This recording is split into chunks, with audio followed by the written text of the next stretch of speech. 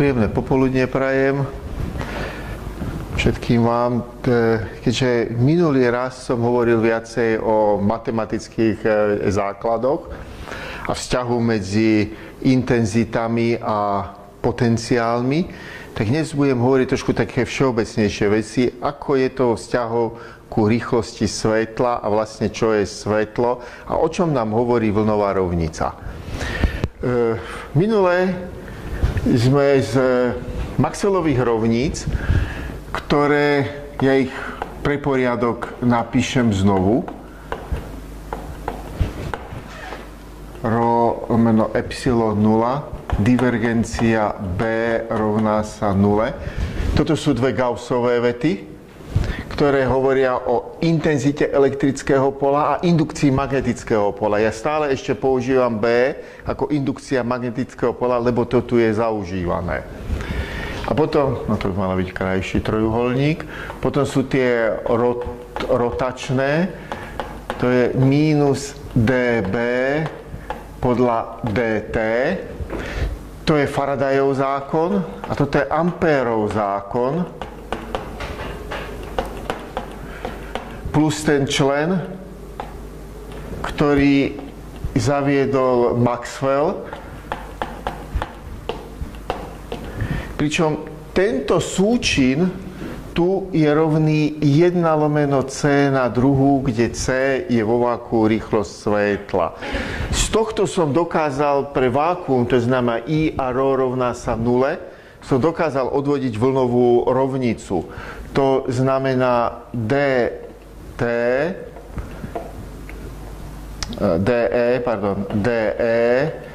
podľa použijem dobrodinie gumy, že sa človek raz začne mýliť.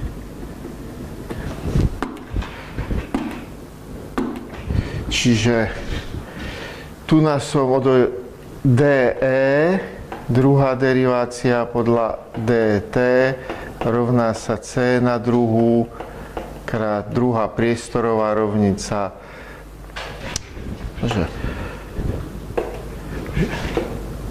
To je zase nepríjemné, že to trvá dlhšie, kým človek zamaže stopu. Sa pomýli. Takto, ktoré je premenou R a T. Čiže toto je vlnová rovnica, kde budeme hovoriť o tomto C, čo je rýchlosť svetla. História tejto vlnovej rovnice siaha do 18. storočia. Prvý bol D'Alembert, ktorý odvodil takúto rovnicu pre jednorozmerný prípad. To znamená,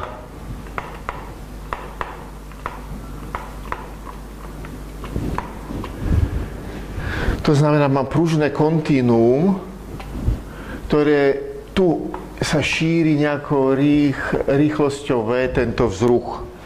Toto kontinuum je tu na zachytené a tu na ho napínam silou F. Postup tu na tohto vrcholu sa podarilo odvodiť vďaka Hookovmu zákonu, čo hovorí o pružnosti. A to sa podarilo nájsť, kde rýchlosť V sa rovná odmocnina F lomeno ρ, kde prosím F je v tomto prípade mechanické napätie a ρ je jednorozmerná hustota. Potom bol Leonhard Euler, ktorý toto dokázal rozšíriť z jednorozmerného prípadu na trojrozmerný prípad a dostal v podstate túto rovnicu pre mechanické výchylky. V tomto prípade tá mechanická výchylka, keby toto bolo y a toto by bolo x a vyvíja sa to v čase, tak dostanem y ako funkcia x a t, d podľa dt na druhú rovná sa v na druhú krát d podľa dx na druhú yx a t. Ano? Toto je jednorozmerný prípad. Leonhard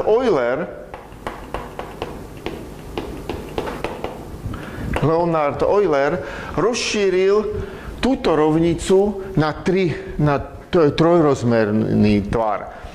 S tým, že znovu mal tam nejakú rýchlosť v. V obidvoch prípadoch sa ale musela táto vlna šíriť v nejakom kontínuu, v niečom. Hej?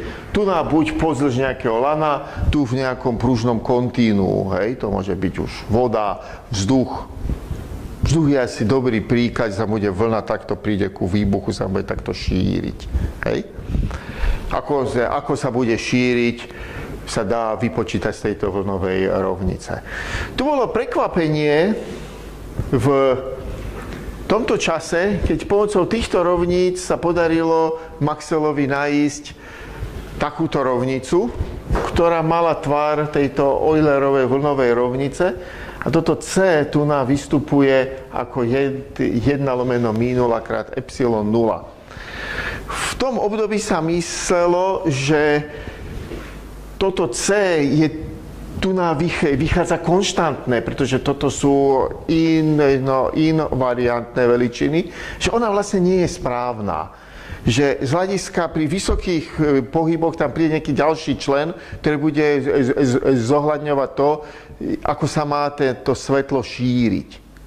A tu narážame na to, ako sa svetlo vlastne šíri.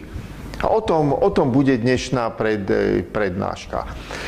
Tak na to, ako sa svetlo šíri, sa už zaujímali Gréci. Oni sa pokúšali zmerať jeho rýchlosť tak, že sa postavili dvaja experimentátori na definovanú vzdialenosť a každý mal lampáž. A teraz v noci odokryl tento jeden lampáž a ten, keď uvidel ten signál, tak odokryl svoj lampáž a ten meral čas, za koľko uvidí tento signál. No toto bolo pochopiteľne odsúdené na neúspech a nikdy sa im nepodarilo zmerať rýchlosť svetla. Tak sa dlho myslelo, že rýchlosť svetla je nekonečná. Dokonca ešte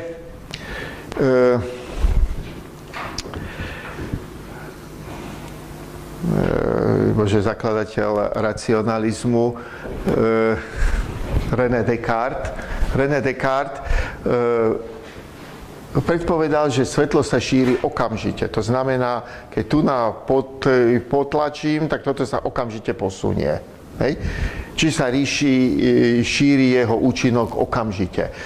Tiež by mal pravdu, hej? Bol by kľud a nemali by sme všetky tie teórie relativity, ale zase iné efekty by zrejme nefungovali. Toto rozriešil túto otázku, ako sa šíri rýchlo svetlo, to bol Ole Römer.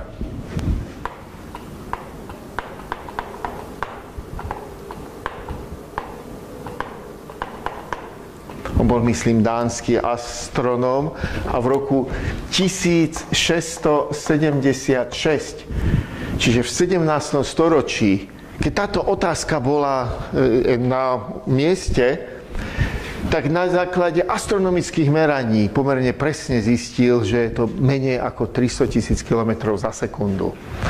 Ako to urobil? No, využil na to fakt, ktorý objavil v roku 1610 Galileo Galilei, že planéta Jupiter má svoju planétku, ktorú nazval Io. A tá obieha pomerne svižne okolo Jupitera. A 42,5 hodiny je zhruba ten obežný čas. Preto si ju dobre všimol, lebo pomerne svižne obieha. A našiel teleso, okolo ktorého môže obiehať iné hmotné teleso, nemusí to byť práve Zem. To roku 1610. V roku 1676 urobil Ole Römer takýto experiment. Nech toto je Zem. Toto nie je v mierke, pochopiteľne. A tu nám bude niekde Jupiter. Okolo neho obieha táto planetka Io. Teraz, tu si v nejakej konštelácii si odmeral, pravdepodobne niekde tu, bo v takejto konštelácii si odmeral, kedy mu zájde za Jupiter a kedy vyjde spoza Jupitera. Táto planetka. Ten čas si zapísal. Teraz počkal, kým prešla Zemegula niekde sem, tesne, aby videl tesne ponad obzor ešte Jupiter. Jupiter medzi tým tiež prešiel nejakú vzdialenosť a pozeral sa, kedy mu táto planetka Jotuna zajde a kedy vyjde. On vedel, koľkokrát za toho zhruba pol roka prešla okolo. Vedel aj túto vzdialenosť. Hej. Túto vzdialenosť už poznal. No a teraz ten efekt bol v tom, že táto informácia sem na Zem prišla za nejaký čas. A tá informácia prišla za dlhší čas. Plus táto vzdialenosť. Ten rozdiel bol nejako 20 minút. Hej. My vieme, že toto je niečo viac ako 8 minút, ide zo Slnka na Zem, čiže dvakrát je nejakých 16-17 minút, plus sa posunul ešte, Jupiter sa mu medzi tým posunul, čiže ten rozdiel bol dobre merateľný. Niekde okolo 20 minút, ak sa správne pamätám. To sa dalo dobre zmerať. No z tohto pomerne presne určil tú rýchlosť svetla. Tam ani nebolo tak dôležité, že ju určil číselne, ale rozboril ten mýt od René Descartes, že sa ten účinok svetla šíri okamžite. Tá informácia príde okamžite. Že to skladka nejaký čas trvá. To bolo dôležité na tomto meraní. Svetlo potom s týmto údajom sa uspokojili, bolo to astronomické meranie, pravdepodobne ho kde tu niekto premeral a možno trošku spresnil, ale to prvé meranie spravil Euler Römer 1676. V 19. storočí začala byť otázka svetla veľmi zaujímavá. A rozhodol sa to premerať v pozemských podmienkach Fyzeao sa písalo, ak sa nemýlim. V podstate použil tú istú metódu, jak použili Gréci, čiže skrátka prerušoval svetelný lúč. Lenže použil na to inú technológiu. Použil na to takéto koliesko. Také veľké ozubené, no to som niečo takto nejako, hej. Takto by to šlo do kolečka, toto kopiečko, hej. Tu sa to točí. Ja si predstavte, že tu privádzate lúč a to je takto, tu je zdroj a teraz tu mu do cesty postavíte polopriepustné zrkadlo, povedzme takéto. Polopriepustné zrkadlo, rozumejte, kúsok skla, ktoré je mierne postriebrené, hej? Nie je to nejaký veľký high-tech. Časť toho svetla prechádza a časť sa tu odráža hore. Tu mu postavíte do cesty toto ozubené kolečko. Nastavíte ho tak, aby prechádzal lúč tadiaľto. Tu vo veľkej vzdialenosti si dáte zrkadlo. Dáte si tam zrkadlo. A teraz takto lúč prechádza, tu sa odráža, vracia sa späť. A tu na tom polopriepustnom zrkadle sa čiastočne odrazí do oka pozorovateľa. Tam mal podľa všetkého ďalekohľad. Hej, taký príhodný ďalekohľad.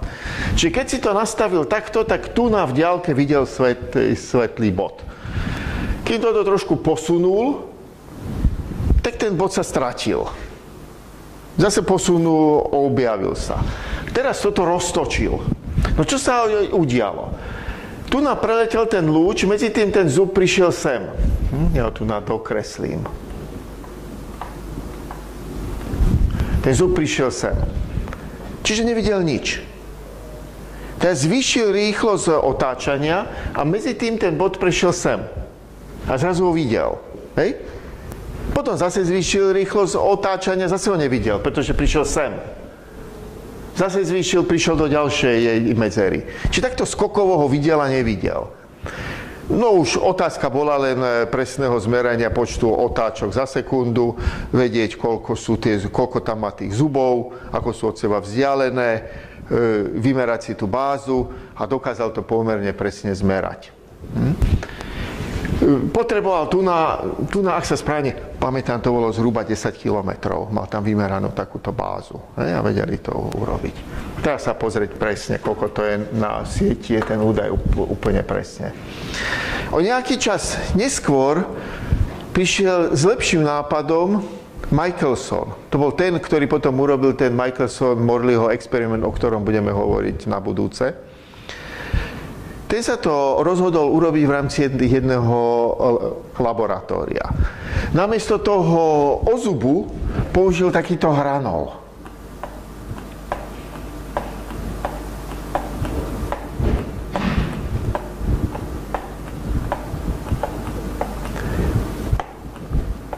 Takýto hranol, ktorý sa takto točí. Hej. A teraz tu prichádza tento lúč, tu sa odráža, ide sem, tu nám má zrkadlo a vracia sa späť. Odráža sa sem, tu nám mu zase dal do cesty polopriepustné zrkadlo. Tento raz ho budem orientovať takto. Čiže signál príde sem a tu je pozorovateľ. Tento raz tam nemal ďalekohľad, ale mikroskop, pretože sa pozeral tu na taký Naumius. Sem sa pozerám taký Naumius. Čo sa udialo? No keď to stálo, tak tu nás si to vycentroval pomocou mikrošrobov a všetkého tohoto zariadenia, tak aby mu to šlo do stredu. Hej? Tak ten lúč mal a pozeral mikroskopom na tú bodku, ktorú mu tam ten lúč robil. Teraz to roztočil. Čo sa udialo? Lúč prišiel sem, to zablízko, prišiel sem, takže sa vracia späť a ide sem. Lenže medzi tým sa táto ploška máličko pootočila. A ten lúč sa tu odrazil máličko pod iným uhlom a prichádzal niekde sem. No. A toto vedel plynulo meniť. Tie otáčky menil plynulo a ten bod sa mu takto posúval. To také stroboskopické záblesky tam mal. Týmto dokázal točiť pomerne rýchlo, to už bol koniec 19. storočia. A teraz mikroskopom meral pohyb tej svetelnej stopy. Takže sa mu podarilo, oni si to rozmietli v rámci toho laboratória zrkadlami, tento lúč, bolo to tak nejako do 100 metrov sa mi niečo mári. Potom to zlepšovali, dokázali to spraviť nejako za 10 metrov vzdialenosť. Už tiež sa treba presne na tie vzdialenosti pozrieť, ale bolo to v rámci jedného laboratória.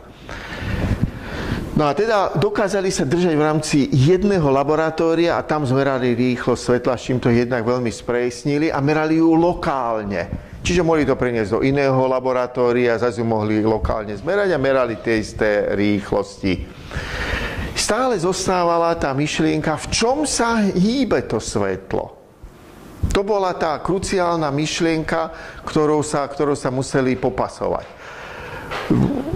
Tak tam pochopiteľne prišli s éterom. Prišli s éterom, a to znamená, že mám nejakú súradnicovú sústavu, v ktorej X, Y a Z. Tu v počiatku tejto súradnicovej sústavy mám to moje laboratórium. Otázka teraz nie, či sa hýbe alebo nehýbe vzhľadom na éter. Na toto boli vymyslené veľmi rafinované experimenty. Jeden z najlepších bol, ktorý vymyslel Michelson. Pošlete svetlo pozdĺž jednej osy a pozdĺž druhej osy. Keď sa takto hýbe Zem, tak tu na to svetlo C pôjde týmto smerom plus rýchlosť Zeme a späť pôjde C mínus rýchlosť Zeme. Tento tu pôjde takto.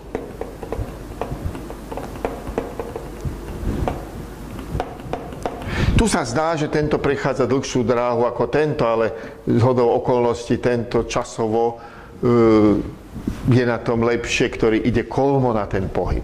Čiže poučenie je, keď sa robia závody v rieke a máte dve možnosti, plávať pozdĺž rieky a vrácať sa proti prúdu, alebo plávať kolmo na prúd, tak vyberte si ten kolmý smer, pretože ten dostanete fóra. Hej? ten rozdiel je úmerný, ak sa správne pamätám, nejaké 1 minus V na druhú lomeno C na druhú, to celé pod odmocninou, hej? Ten rozdiel je tomuto úmerný. Treba to celé odvodiť a študenti to majú na základnom kurze ako istú predstavivosť, jak to robiť. Čo bolo zvláštne, zistilo sa, že ono to vôbec, čože od éteru to nesúvisí, vôbec sa to neskladá ako podľa Galilejovského skladania rýchlosti, čiže toto tam skrátka neplatí. A to bolo obrovské prekvapenie, čo sa týka z hľadiska rýchlosti svetla, že ono sa nemôže šíriť ináč ako rýchlosťou svetla, je jedno, ako sa táto sústava pohybuje. To je pomerne zvláštna predstava tejto. Tu nad tým sa museli, to bolo dosť zvláštne a prišiel z roku 1905 Einstein, ktorý zaviedol 2 postuláty. To znamená, svetlo sa šíri v každej sústave rovnakou rýchlosťou, čiže neplatí tam Galilejová transformácia. A po druhé, všetky sústavy sú si rovné, pokiaľ sú vzťažné. Áno? To je, potom môžeme o tom diskutovať ďalej. To si prosím zapamätajte. Všetky vzťažné sústavy sú si ekvivalentné. Keď budem o tom podrobnejšie hovoriť, tu na toto na základe elektromagnetických predstav odvodil Lorentz. Že toto sa dá vysvetliť, že to svetlo príde späť v rovnakom čase ako toto svetlo, sa dá vysvetliť vďaka tomu, že to rameno v smere pohybe sa skráti o adekvátnu dĺžku. To vychádzali z predstav elektromagnetizmu, pretože tam sa pole deformuje vďaka vonkajšiemu pozorovateľu, keď sa zdroj pohybuje. Toto už ako viacej menej tušili vďaka elektromagnetickým predstavám. Čiže toto bolo vyriešené. Len nebolo vyriešené tu, čo sa tu deje s časom. Tam to nevychádzalo z hľadiska času. Ja sa k tomu ešte vrátim podrobnejšie. A to bol práve Einstein, ktorý v reakcii na to, že v roku 1904 Lorentz, ktorý sa tomu roky venoval, povedal, že sa to nedá vyriešiť, tento problém. Einstein spravil, v podstate zopakoval všetko to, čo povedal Lorentz, iba dovolil sa natiahnuť času. Alebo skrátiť, hej, skrátka spravil. Tu nám myslím, že potreboval natiahnuť sa času. Uvidíme. Hej. Toto sa Lorentz nikdy neopovážil, šiahnuť na čas, pretože od čias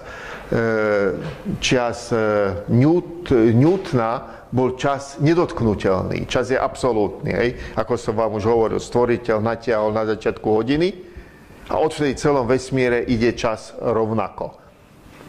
A toto Einstein v roku 1905 narušil a zaviedol špeciálnu teóriu relativity. Pozorne milíciu so všeobecnou teóriou relativity, o ktorej budem hovoriť na inom mieste.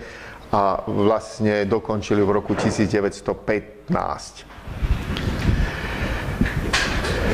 Táto hovorí len o skracovaní a predĺžovaní. Ale jedna z hľadiska našeho rozprávania je dnes dôležité to, že rýchlosť svetla C je vždy konštantná. A neplatí pre ňu galilejovské skladanie svetla. To je skladanie rýchlosti. To je tá zvláštnosť, ktorá tu je.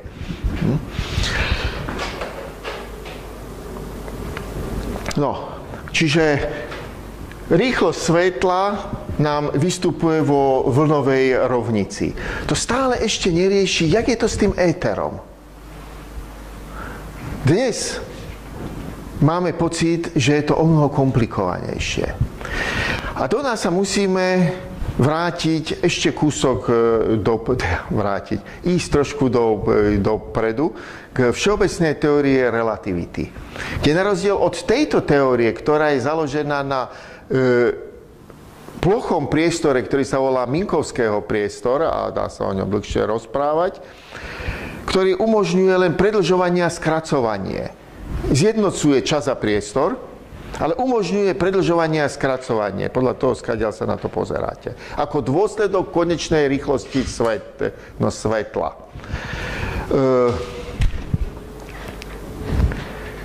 Na druhej strane všeobecná teória relativity, ktorá hovorí o gravitácii, tá hovorí o zakrivujúcom sa priestore. Ono, vzťah medzi týmito dvomi priestormi ako vzťah medzi plochou a rovinou. Ano? Plocha môže byť aj rovná, ale môže byť všelijako zakrivená. To je ten priestor, v ktorom vzniká gravitácia. Vtip je v tom, že elektromagnetické pole potrebuje ten plochý priestor. Skrátka, tie transformácie ináč nevídu. A to bol jeden z veľkých rozporov, pretože Einstein, keď prišiel so svojou všeobecnou teóriou relativity, tak cítil, že je to obrovský prielom. Totiž to, že svet funguje tak,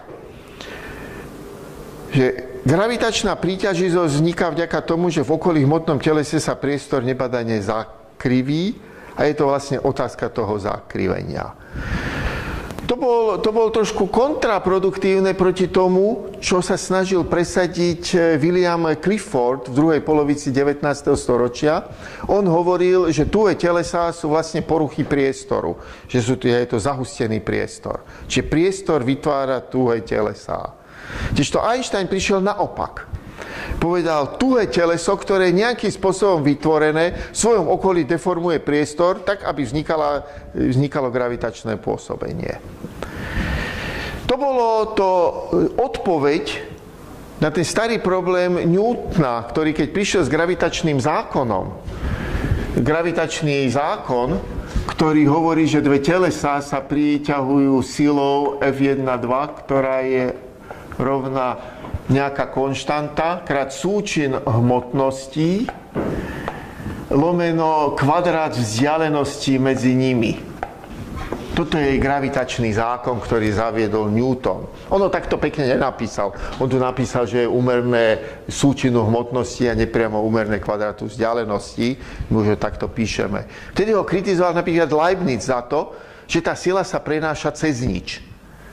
Tu Einstein povedal, no prenáša sa cez zakrivenie priestoru. Tak oni vedia o sebe. Tam bolo pomerne veľké prekvapenie, že v tejto teórii, ktorá mala obsahovať všetko, sa nedali postaviť Maxwellove rovnice. Skrátka nedali. Tá teória to nepripúšťala. Oni potrebujú plochý priestor. Alebo ak by sme postavili Maxwellove rovnice, čiže by sme ho spravili plochým, tak tam nespravíte gravitáciu. Išli proti sebe. No tak Einstein možno aj povedal, keď tam nie sú, tak možno nie sú také dôležité. Toto je určite teória všetkého, lebo bola potvrdená veľmi presnými experimentami. V roku 1919 napríklad išla výprava z Anglicka do Afriky, kde pozorovali zatmenie slnka. A teraz oni vedeli, kde je za slnkom hviezda a pozerali, kedy vyjde spoza toho zatmeného slnka. No a keď má pán Einstein pravdu, tak sa tento lúč tu ohýba okolo slnka, vďaka deformácii toho priestoru a tá hviezda zdánlivo vyjde skôr. Skutočne sa potvrdilo presne podľa predpovedí, ako to Einstein napísal, vyšla o toľko skôr, ako mala. Takáto séria experimentov bola urobená a tým pádom tá teória mala dobré základy, že je pravdivá. Dokonca aj tá matematika, na ktorej bola postavená, bola pomerne nepriestrelná. Bola postavená na dobrých základoch. Jediný problém bol, že tam nie sú tie Maxwellove rovnice.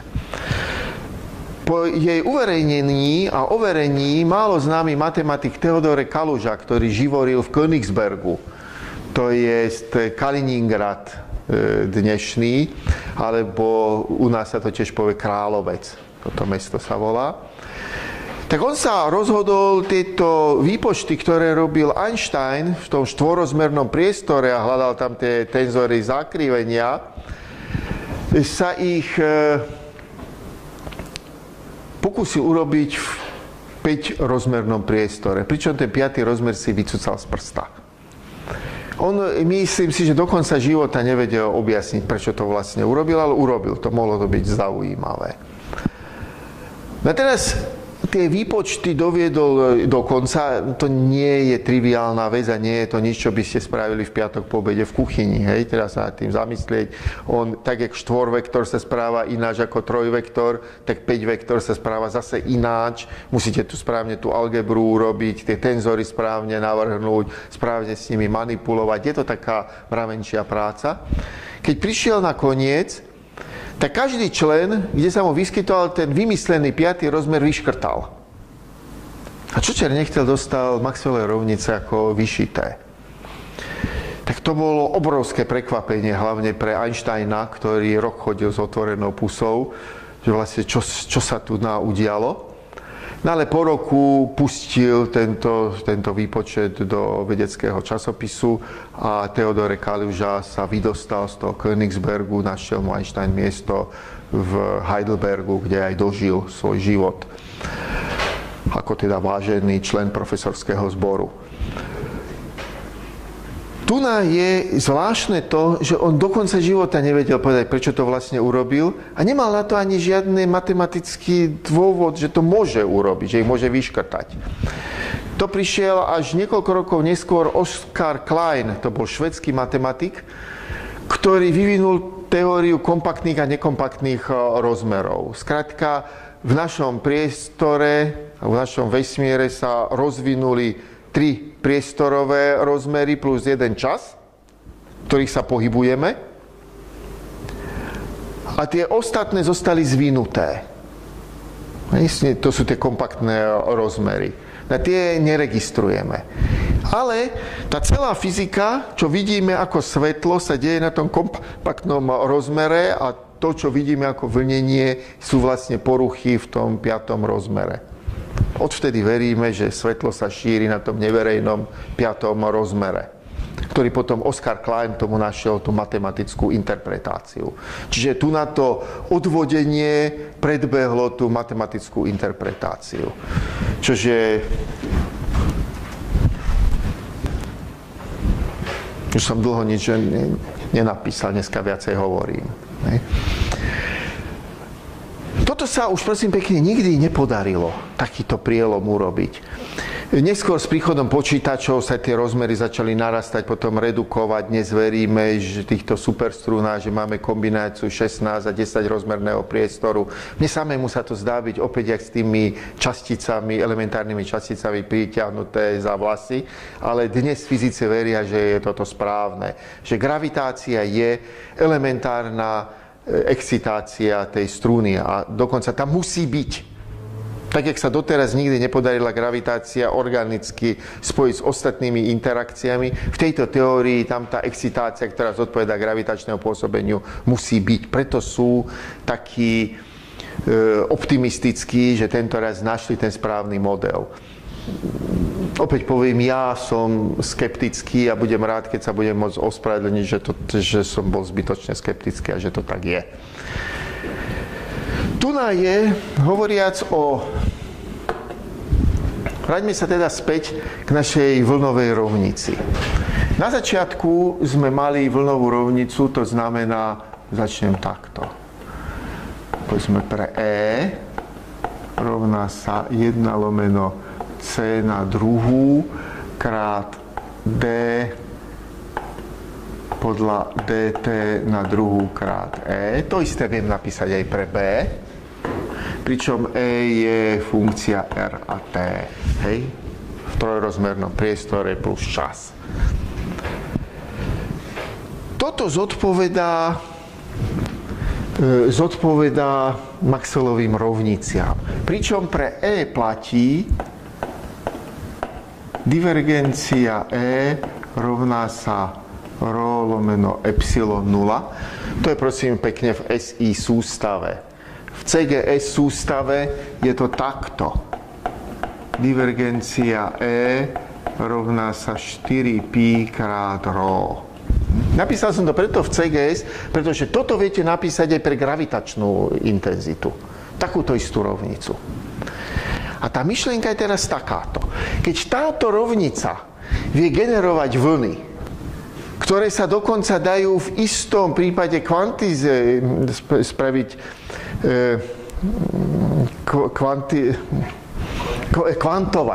kvantovať pre Ačko.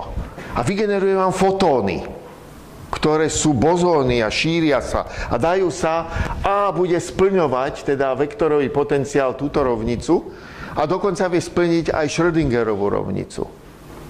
Všetko to vyplýva, ako sme videli minule, z Maxwellových rovníc. Myšlienka je teraz takáto. Predstavme si, že to isté máme aj pre gravitačné pole.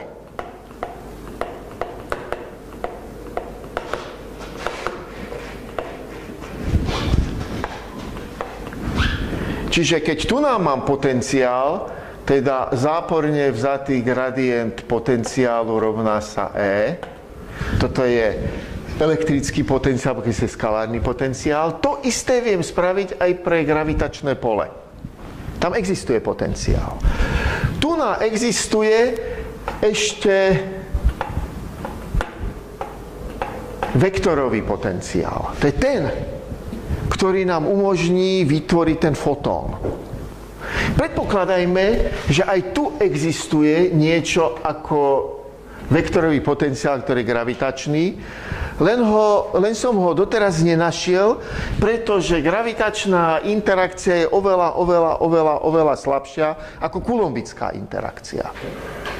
Ale platí, že sila F1,2 rovná sa plus 1 lomeno 4 pi epsilon 0, čože nejaká konštanta, krát Q1 lomeno krát 1 krát Q2 lomeno R1,2 na druhú krát ρ, čože Coulombov zákon, tu je plus. To isté platí pre gravitačný zákon F1,2 gravitačne rovná sa mínus kappa krát M1 M2 lomeno R1,2 na druhú krát ρ, ktorý je formálne taký istý. Tu vystupuje súčin, aj tu vystupuje súčin. Tu vystupuje kvadrát vzdialenosti, tu vystupuje kvadrát vzdialenosti. Prosím pekne, tieto dvojky sú v oboch prípadoch najpresnejšie konštanty, aké poznáme. Keby tu bola nejaké iné číslo ako dvojka, tak v prípade gravitačného pola by nám planéty začali precesovať. To znamená, hlavná polosť by sa takto posúvala. To sa nepozoruje. Pozoruje sa to teda len v prípade jednej planéty, a to je Merkúr. A aj tam sú to nejaké uhlové minúty za storočie, a to vďaka tomu, že v blízkosti Slnka je priestor deformovaný. A preto tá dvojka nie je presne dvojka. To blízkosť Slnka berte z rezervou, keď si dole na chodbe pozriete, ako ďaleko je Merkúr, je to 50 metrov. A Merkúr je menej ako 1 cm a Slnko má 130 cm. Hej? Čiže to je ešte stále z hľadiska deformácie priestoru blízko. Čiže ten precesuje. Keby toto bolo ešte viac odlišené od tej dvojky, tak by neprecesovali, ale hýbali by sa planéty chaoticky. Tak pravdepodobne by tu nebol nikoho, by to zaujímalo, keby sa toto udialo. Ale neudialo sa to, je to presná dvojka, preto sa planéty pohybujú presne. Keby toto je ešte citlivejšie na túto dvojku. Keby tá dvojka nebola presná dvojka, tak by neboli stabilné atómy. Všetka robili by si tam tie orbitály, čo by si chceli. No a toto nás môže viesť na jednu myšlienku. Keď tu toto A mi generuje vďaka tejto rovnici fotóny, a E sa správa ako vlna, dá sa napísať tu taká pseudo vlnová rovnica pre gravitačné pole, ktorá bude generovať gravitóny pre nejaký gravitačný vektorový potenciál. Tak s týmto sa ľudia dlho zaoberali. To je veľmi zaujímavá myšlienka, otázka je prečo nie. Len sme ho zatiaľ nenašli, lebo gravitačné pole je veľmi slabé. Tak ten postup bol taký, zadefinovať si nejaké A, spraviť si tam štvorpotenciál, gravitačný, vytvorí tam celú tú algebru, tak, jak sa to dá urobiť tu na. A prídete na jeden prvý zádrhel. Gravitačné pôsobenie má opačné znamienko ako kulombické pôsobenie. To je podstatný rozdiel. Čiže tu, keď budete generovať vlny, môžete ich robiť tak, že zoberiete dve nabité guličky, nabijete nábojom a roztočíte ich. Hej? Čiže spravíte si takéto zariadenie. Tu je gulička, takto tu je os otáčania, aby sa to dalo vysokou rýchlosťou točiť. Tu je náboj Q a tu je náboj Q. Toto zariadenie vám bude generovať vlny, jak sa bude točiť, pretože podľa klasickej elektrodynamiky nabité teleso, ktoré sa pohybuje so zrýchlením, vyžaruje elektromagnetické vlny. Vy si poviete, bude sa to točiť konštantnou rýchlosťou, aké zrýchlenie. No pamätajte si, alebo si to pamätáte, že pohyb po kružnici je pohybom zrýchleným. Vždy. Hej? Pretože ten vektor sa zatáča smerom dnu. Máte tam dostredivé zrýchlenie, pozerajúc zo sťažnej sústavy. Tak tu by bolo, takéto zariadenie by vyzeralo takto. Keby ste mali dve takéto ťažké hmotnosti na nejakej tyčke a takto by ste ich rýchlo roztočili. Prvý rozdiel je v tom, že zatiaľ čo z tohto zariadenia energia vychádza von, alebo keď chcete, dáme tam pointingový vektor, ja som napísal takto. V tomto prípade by tá energia gravitačná vchádzala dnu. No prečo nie? No tak ste našli taký model, ktorý bude vysávať energiu z toho všeomíra a viete ho použiť. Na toto sú, prosím, tie všelijaké nápady o tých čerpaní energií. Máte také zariadenie s veľmi ťažkým zotrvačníkom, rýchlo roztočíte a budete takto čerpať energiu z toho všeobecného gravitačného pola. Že musíte ho rýchlo točiť, že je ťažký, pretože gravitačné pôsobenie je veľmi slabé. Dobre, ale v budúcnosti sa to snáď bude dať urobiť, budete točiť celou planétou, hej, a budete takto vsávať tú energiu. Otázka znie, prečo to nepozorujeme napríklad pri rotácii mesiaca, hej, že by tam narastala energia, no lebo sa točí pomaly, hej. Dá sa to všetko odbiť. Problémom bude v tom, že tu na vám tá energia tej častice, ktorú nazvem gravitón, bude vychádzať záporná. Nie je pozitívne definitná. No ale keďže to sú, takisto jak tu, je to bozón, nemôže byť záporná. To je rozpor, ktorý sa nedá prekonať. Toto by sme ešte vedeli prekusnúť. Prekusli sme iné veci a navyše by to bolo celkovo lákavé. Ale to, že vám vychádzajú tam záporné energie, vďaka tomuto znamienku, skladka to nemôže byť. Nemôže byť bozónom a zase iné ako bozón nemôže byť. Hej? Musí byť kalibračný bozón. Pretože ten by prenášal, ak by existoval gravitón, tak ten by prenášal tú informáciu medzi telesami, že majú ísť k sebe. Tu na to prenášajú elektróny. No a opäť sme trošku zamotaní, fotóny. Hej? Prenášajú to istý druh kalibračného bozónu je fotón, hej? Ktorý hovorí tým dvom nábojom, či majú k sebe alebo od seba. Tu nás sa to takto nepodarilo vyriešiť a preto stále veríme, že je to s týmto zakryjovaním priestoru. Ale to je záležitosť všeobecnej teórie relativity. Jej spojenie, tu na takéto jednoduché spojenie, ako že by sme zobrali Maxwellové rovnice a presunuli ich do gravitácie, sa nepodarilo urobiť. A že sa potom pídi, to je to bajné grand unification, to veľké zjednotenie. Zatiaľ štandardná teória dokázala zjednotiť elektromagnetickú interakciu, slabú interakciu a silnú interakciu. Tieto dve pôsobia v jadre a spájajú tie subjadrové častice a táto pôsobí na veľkú vzdialenosť a spája nabité telesá. Gravitácia stále je mimo. Ako som povedal, je istá nádej, že to urobí teória superstrún. Ale o tom vám veľa nepoviem, pretože to neviem. My na budúce vám skorej poviem o tom, jak sa ten plochý priestor skracuje a predĺžuje. Hej? Tie špeciálne teórie relativity a všeobecnú teóriu relativity necháme na tomto bode, ktorý som vám tu ukázal, pretože hovoríme o elektromagnetickom poli. Čiže ďakujem pekne za pozornosť a čakám na vaše komentáre.